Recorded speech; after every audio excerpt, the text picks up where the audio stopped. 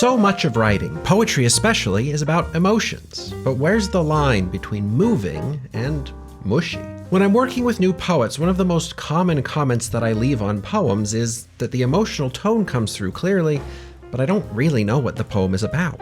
In other words, I can clearly tell that the writer has written a usually sad poem, but I don't really know what the poet is sad about.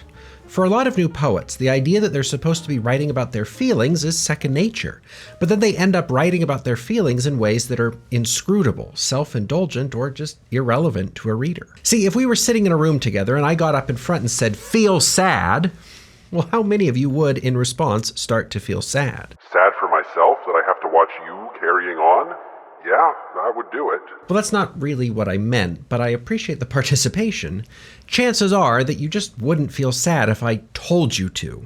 And chances are just as slim that a poem will make a reader feel sad just because that poem tells them to. So today, our goal is to help you to write about emotions more effectively. And the key is that we don't just want poems that express feelings, we want poems that get readers to feel those feelings. So let's take a look at 4 principles and 4 poems that can show us the way. Step 1, if you're going to write poems, the least you could do is write about your actual feelings. Readers can sniff out insincerity and artificiality from a mile away, and just to be explicit, it's not a nice smell. There's a whole greetings card industry for cliché, performative, appropriate for the occasion feelings, but we're not in the business of writing greeting cards. So sincerity must be your first rule for writing about emotions. Don't make up a sad poem. Tell us about an actual sad thing. And on top of that, don't just write a sad poem because all poetry must be sad. I love the piece, a poem in which I tried to express my glee at the music my friend has given me by Ross Gay, because it's nothing if not sincere. Because I must not get up to throw down in a cafe in the Midwest, I hold something like a clown-faced herd of bareback and winged elephants stomping in my chest, he begins. That's some good music, and the poem immediately brings us into a recognizably human, into a genuine experience of being caught between the rhythm of the track and the expectation to maintain decorum in public places. But in the end, the music seems to win out. I feel my skeleton losing track somewhat of the science I've made of tamp, feel it rising up, shriek and groove, rising up a river, guzzling a monsoon, not to mention the butterflies of the loins, the hummingbirds of the loins, the 1,000 dromedaries of the loins, oh, body of sunburst, body of larkspur and honeysuckle and honeysucker bloom, body of treetop holler, oh, light speed, body of gasp and systole, the mandibles ramble, the clavicles swoon, and off he goes. I love a few things about this piece, but one is that the poem so energetically embodies the glee that the title promises. This isn't an artificial poem talking about how sad the poet is about the world is dying or the country is dying or so-and-so doesn't love me. There's an authenticity in this grounded situation. We're in a cafe, the friend shared some music, and the poet couldn't contain his glee. As the glee takes over, the language becomes less meaningful and more musical. Rhythm and sound matter more than definitions. So the poem ends up being carried away by the music just as much as the speaker, and that feels authentic. Often, I'll encounter poems by newer writers that seem determined to make an emotional point, but the actual content of the poem is clearly made up. So sure, the poem might be saying something that is recognizably heartsick, but the situation it comes from is fake, artificial, or constructed, and that makes the emotion less meaningful. As Robert Frost put it, no tears in the writer, no tears in the reader. How can you expect a reader to feel a feeling that you don't actually feel yourself? Which brings us to our second principle. Yes, you should be sincere, because why would we want to read about someone's made-up feelings? But you should also keep the emotions you're writing about grounded in experiences. I'm paraphrasing the rhetorician Gerard Hauser, but we don't really just have feelings. Instead, we have experiences that cause us to feel things. So, for example, people don't just experience love. They love Sam, they love their mom, they love their dog. Love doesn't happen by itself. Love arises from specific experiences. And that's why it just doesn't work for me to say, feel sad. I can tell you to feel sad all day, but it probably won't work until I give you a reason to feel sad, or until I give you a sad experience to have first. Earlier, we've talked about William Carlos Williams' idea that there should be no ideas, but in things. It's the idea that poems should be grounded in concrete imagery. Even earlier, at the beginning of this series, we quoted from Archibald MacLeish's Ars Poetica, where he suggests that for all the history of grief, an empty doorway and a maple leaf. and for love, the leaning grasses and two lights above the sea. So don't just say, feel grief, create the experience of grief with an open doorway and maple leaf. Don't just say, feel love, instead create the experience of love with leaning grasses and two lights above the sea. Just like Linda Paston, whose poem To a Daughter Leaving Home doesn't just tell us how to feel on such an occasion, but instead it gives us an experience that causes us to feel what she wants us to feel. And the experience in question is teaching a child to ride a bicycle. I kept waiting for the thud of your crash as I sprinted to catch up, while you grew smaller, more breakable with distance, screaming with laughter, the hair flapping behind you like a handkerchief waving goodbye. At no point in this poem does Paston name an emotion.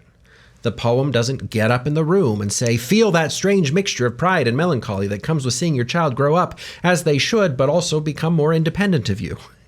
Instead, the poem gives us an experience, and it works by taking the more abstract experience of a daughter leaving home and recasting it in the more immediately understandable experience of helping a daughter to learn how to ride a bike. Imagine how much explaining and intellectualizing and naming of emotions the poem might have to do if it were just about a mother sitting at home and hearing news of her daughter out in the world. But look at how much more efficiently it gets us to feel something by just describing that same daughter years earlier taking off on a bike without needing her mother's help anymore. We get the emotion, and we get it more convincingly because it comes from experience. And again, that's because that's how we actually experience emotions naturally. We feel fear because we experience a dog leaping at a fence and barking its head off at us. We feel excitement because someone we like invited us to a party. We feel exhaustion because we climbed to the top of a 14,000-foot mountain. Of course, there are some things like generalized anxiety where people feel emotions that are detached from context. But in general, and most of the time, humans have experiences first, and then those experiences create emotions. You can't get an emotion without an experience to attach it to, but many new poets try to do just that. So instead of just shouting an emotion at your reader and wondering why they don't care, instead try crafting an experience for them that will lead them to that emotion. Now, as you're discovering the power of expressing yourself and creating meaningful emotional experiences for your readers, it's also worth remembering that your readers are people, and that it's good practice to respect people's boundaries. Ted Kooser reminds us that poetry, even though writing it might happen in private, is still a public activity. When it comes to expressing feelings, each of us knows not to walk right up to a total stranger on a street corner, somebody waiting for a light to change, and immediately say, "My lover just left me and I am about ready to freak out." We know that if we did, the stranger would likely take off running against the red light. But if we're friendly and casually draw that stranger into a conversation, then begin walking along with her, it may be possible to tell her how much trouble we're in by the time we get to the end of the next block. Of course, a reader of poetry is expecting you to share something with them, but there's still a risk of oversharing, or maybe more accurately, sharing too much too soon or too forcefully. You don't want to be the crazy person at the bus stop spilling your guts to strangers. And similarly, you might be writing a poem that is full of strong emotion, but the force of your emotion does not mean that your reader is obligated to feel the same thing too. A couple of times in school, I was assigned collections by poets who took readers deep into the most intimately personal aspects of their lives. And in some circles, people praised that, but I will never read their work again because, to me, it was self-indulgent. It felt more like, look what I can get away with writing, and less like, hey, dear readers, let's spend some meaningful time together. Which is to say, of course, you can always write whatever you want, but you also have to accept how your readers respond to it. Are you sharing your emotions to build a connection, or is it all about you? And if it is all about you, well, don't be surprised when the readers don't show up. But anyway, speaking of Ted Kooser, take a look at his piece After Years. He says that he could have just written that he saw someone he used to love and it really shook him up to see her, but think about how a reader would respond to that version of the poem. I can imagine a reader saying, cool, but what does that have to do with me? So instead of just declaring the emotion and expecting the reader to get on board, Kuser presents a series of images: a glacier sliding into the sea, an oak falling in the Cumberlands, a star exploding on the other side of the galaxy, leaving a small green spot on the astronomer's retina as he stood in the great open dome of my heart with no one to tell. Step by step, Kuser offers meaningful experiences that invite a reader deeper into the emotion that the poem has to express. It's just like he describes, this poem walks with the reader for a block or two in order to warm them up to the emotion. And then, when they do feel that emotion, that wholly isolated shock of the astronomer, well, the poem has earned their trust and investment. Now, I haven't had the exact experience that Kuser describes, but because of the way he presents it, that experience resonates meaningfully with my own experience. I have felt that lonely astronomer in the great open dome of my heart, even if I felt it for different reasons. So, by respecting the reader and creating an experience, Kuser makes the poem more meaningful than it would be if he had just asserted his feelings and expected the reader to go along. Sure, you might be motivated by a desire to express your big feelings, but what would motivate a reader to read about them? And how does your poem meet your reader's needs? Finally, I had a teacher once who would sometimes look at a poem and call it precious. And for the record, that was never a compliment. You might hear people complain about poems being sentimental, or you might hear people asking for poems to have more complexity. A poem about some spring flowers and blue skies and aren't we all so cheerful isn't a very interesting poem. A poem about gray clouds and I'm so sad also isn't that interesting.